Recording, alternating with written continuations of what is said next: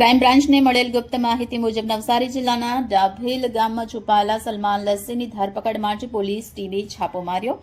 જ્યારે પોલીસે તેને અટક કરવાનો પ્રયાસ કર્યો ત્યારે લસ્સીએ પોલીસ જવાન પર ચપ્પુથી જાન લેવા હુમલો કર્યો। પોતાના અને જાહેર સુરક્ષા માટે સંકટના ક્ષણે પોલીસે વળતા જવાબમાં તેના પર ગોળી ચલાવી। આ ઘટનામાં લસ્સી ઘાયલ થયો, જેને તાત્કાલિક સારવાર માટે હોસ્પિટલમાં દાખલ કરવામાં આવ્યો। તેની હાલત સ્થિર જણાવાઈ છે।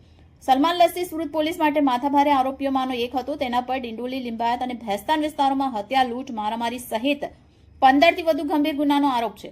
તેના આતંકથી સ્થાનિક નાગરિકો ભયભીત હતા। તેને ઝડપી પાડવા માટે પોલીસ દ્વારા વિશેષ ટીમ બનાવવામાં આવી હતી।